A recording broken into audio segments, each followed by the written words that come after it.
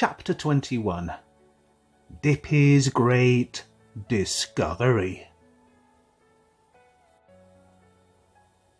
Johnny Dipp arrived back at his house a bit downcast. Yet again it hadn't been a good day. He was so close, yet still so far from having real friends. But he hadn't given up on them yet, because in a few days' time he would swing his master plan into action. And he would have friends then. He was sure of that. His thoughts were interrupted by his stomach as it rumbled with hunger. "Dinner time, methinks," he said as he tried the front door. But, as was usual at this time, it was locked.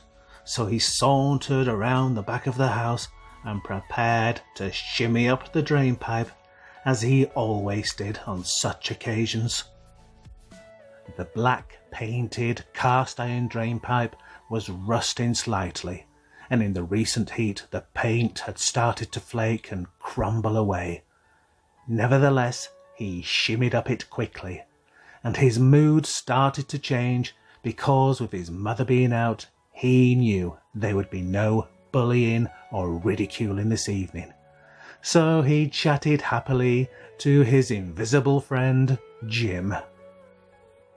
"Come on, slacker, keep up. I'm winning easily."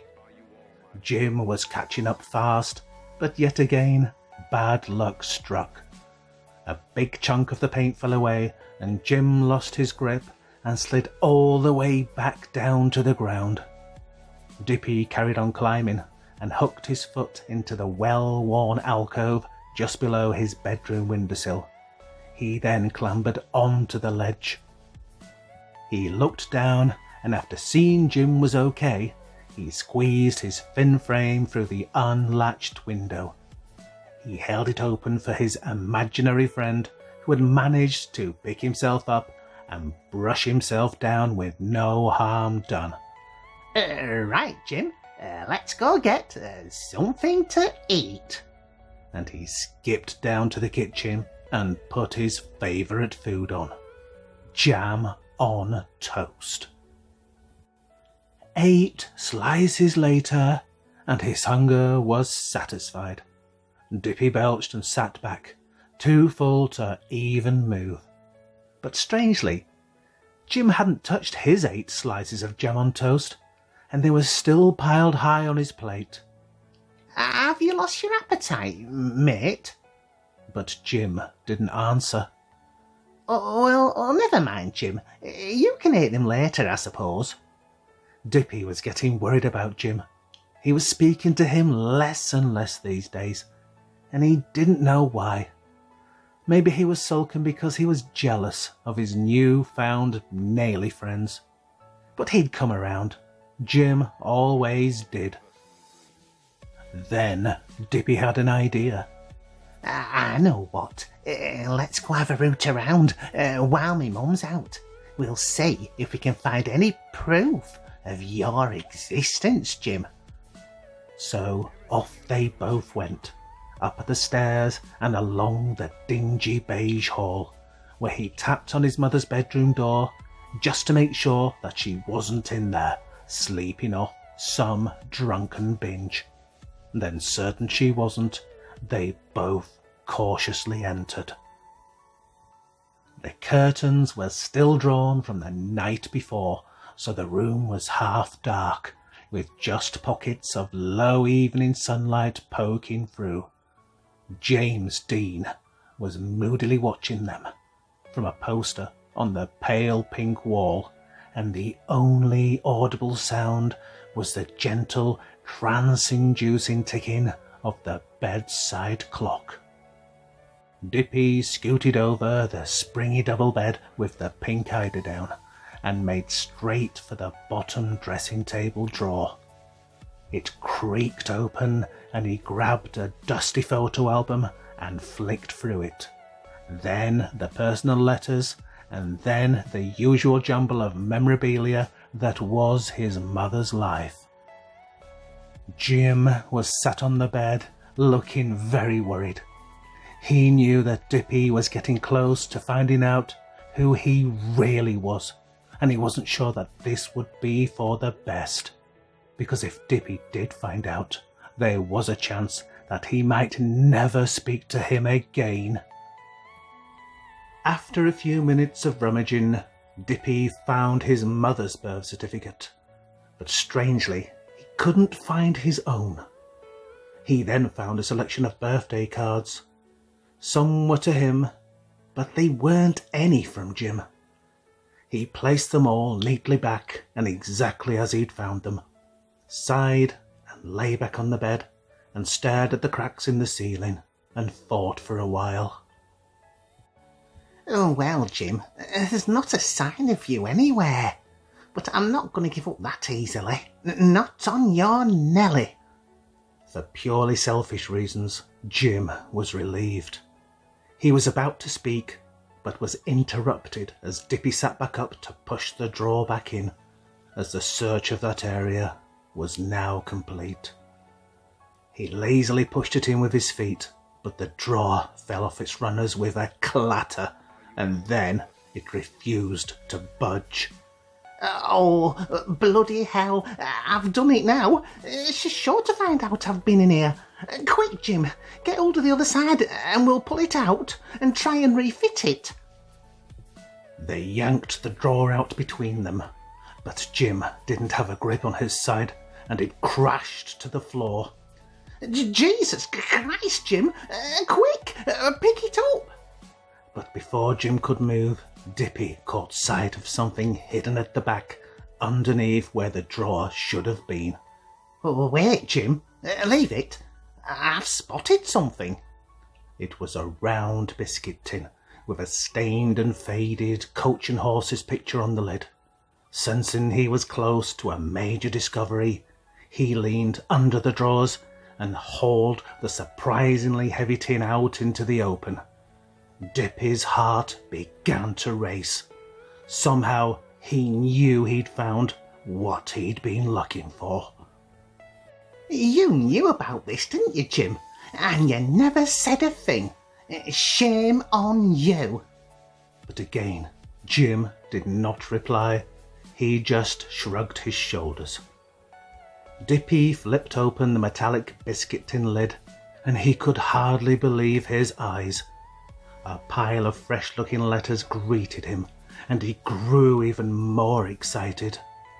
He grabbed the first one and read the address. Jonathan Dipp, 215 Braithwaite Street, Keighley. He read the second address, and it was the same. In fact, they were all addressed to him. This was it. He'd hit the jackpot. I knew it. They're all from you, aren't they, Jim? And he held the first letter in his hand and savoured the moment that he'd been waiting for longer than he could remember. I knew you were alive. I always knew it. And didn't I always say? And I was right. He leapt from the bed and partially spread the curtains to lighten the room, then dug to the bottom of the pile to find the oldest letter so he could read them in order. Jim held his head in his hands and sighed with great sadness. After all, imaginary people have feelings too. Just then, a taxi pulled up at the front of the house, and a slightly swaying, mini-skirted lady climbed out of the green Austin Princess car and paid the driver. Keep the change, dearie. I won at the bingo, didn't I? She slurred. Oh, thanks, love. That's very generous of you, said the taxi driver sarcastically as he looked at the half-pence piece. Are you sure you won't change your mind and come in for that cup of coffee, big boy? And she smiled and pushed out her ample cleavage. Thanks all the same, love, but no thanks. Maybe I'll call later, after I finish my shift. Okay, lover boy, I'll be waiting. And she placed her purse back in her bag and staggered up the path in her black stiletto-heeled boots, singing, "We've got a lovely bunch of coconuts." But then the partially opened curtains in her bedroom caught her eye. She thought for a second as her alcohol-addled brain attempted to deduce a reason for this, but eventually it did. "That little bastard! I'm gonna bloody kill him!" she growled as she stumbled into the house. Dippy spread the letters out on the fluffy pink bedspread in order of their age. He picked up the oldest and read the date on the postmark. 9th of July, 1971. My God, that makes it 5 years old. He looked at the date on the newest letter, and that read, 22nd of August, 1974. That makes it nearly 2 years old. So they stopped coming 2 years ago. But why did they stop? He opened the first letter, and with great interest, he read the name and address at the top. James Arthur Dipp. Oh, that's Jim. Block 3, Parkhurst. Parkhurst? Wow, that sounds really nice. Like really posh. And so he read the letter. Dear Johnny, you won't fully understand this yet, but as you get older, I'm sure it will become clearer. You must be wondering where I've been these last few weeks, and well, that isn't easy to explain. But bear with me and I'll try. You see, son, at one time or another, we all do something that we're not particularly proud of. But at the time, I had no other choice. I don't know how much you remember of what happened on that day, as I haven't had the chance to speak to you since then.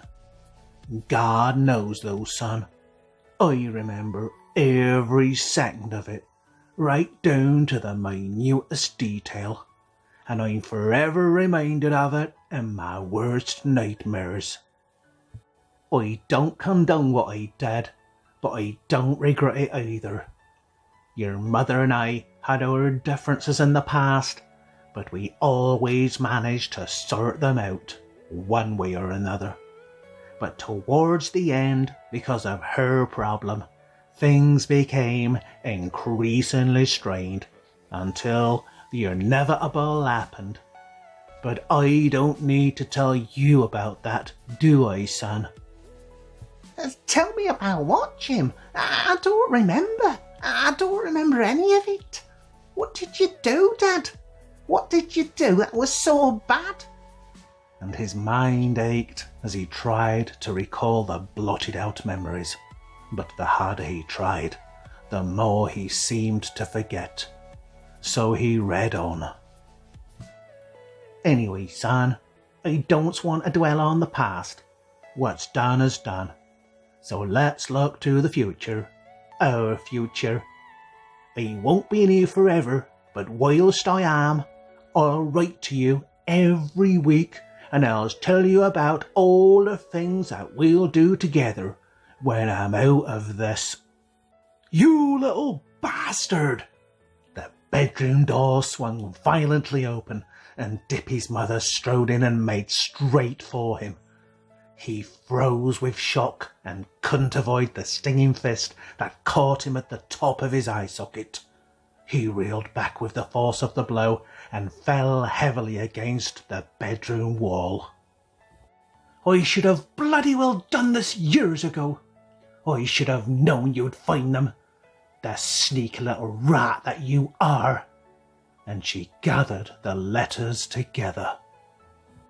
Dippy crawled under the bed, and through his already swollen eye he saw his mother's stiletto-heeled boots disappear out of the room and down the stairs. He wiped the water from his eyes, scrambled to his feet, and followed her down. She was sat by the coal fire, swearing and cursing as she stabbed at the small flames with a short iron poker, forcing it back into life. Dippy knew what was coming, and he had to save the letters at any cost, so he leapt into the room. No, Mum, no, don't do it.